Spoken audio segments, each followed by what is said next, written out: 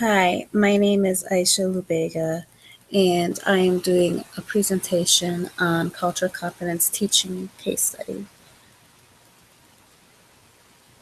This scenario is based off of the paper that we had for developmental generations. So I pretty much summed up what the case scenario was in my paper and highlighted that the patient came in with a high hemoglobin A1C.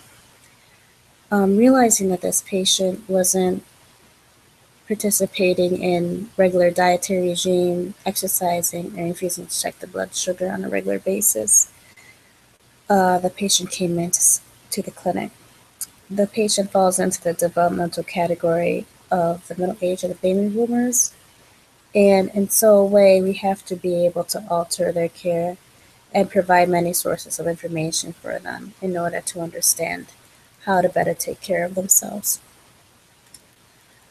What some of the cultural considerations are for this person is that they are from Haiti, and so some of the cultural aspects might influence their care.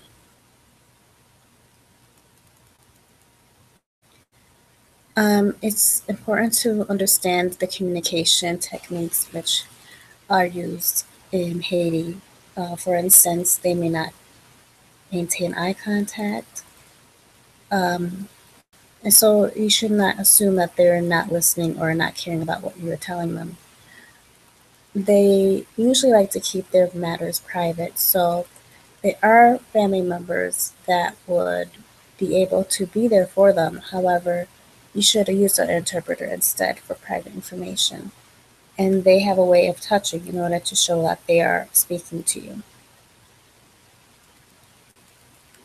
Some of the family roles which we see are that the man is pretty much the head of the family, but these days the family has become more matriarchal.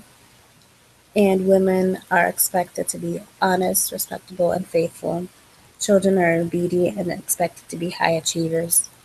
And the most important things to include family members in the love and in the care of the loved ones to foster trusting relationships and compliance with treatment regimes. Some of the health practices which are followed are the whole balance between chill and fray, which is hot and cold. And this means that they will balance hot and cold foods. And in order to promote, it's believed that the person is strong, have good color, is plump, and is free of pain. Balance requires eating well, having a good hygiene, praying, and good spiritual habits. And illness can sometimes be perceived as punishment or an assault on the body, which may have two different causes. Generally, they prefer eating at home and they don't like fast food. And it is encouraged and recommended that family members bring in food from home to the patient. There is an emphasis on hot and cold again, acid and non-acid, and heavy and light when discussing food. And it's very important for this balance to be kept because it's believed to cause further illness. And sometimes eating properly could be to the point of being full and maintaining a constant body weight. Sometimes weight loss can be seen as one of the most important signs of illness in this culture. What are some of the high-risk health behaviors? Some, it could be alcohol, which plays more role with men. Cigarette smoking, again, is practiced mostly by men, but not as much as for women. And other high-risk behaviors that you want to look out for are seatbelts, helmets, and actually the non-use of seatbelts and helmets or driving while using a motorcycle or bicycle.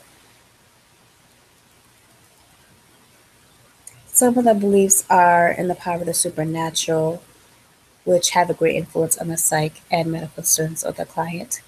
The extended family is a great source of strength, and it is important to recognize these clients' beliefs in order to alleviate barriers and to make the client more comfortable to discuss their beliefs and needs.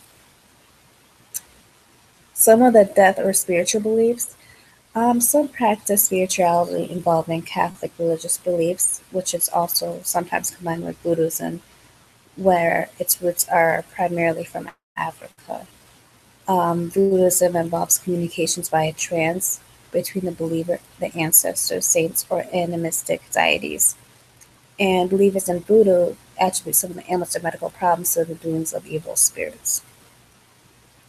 Are there any further questions?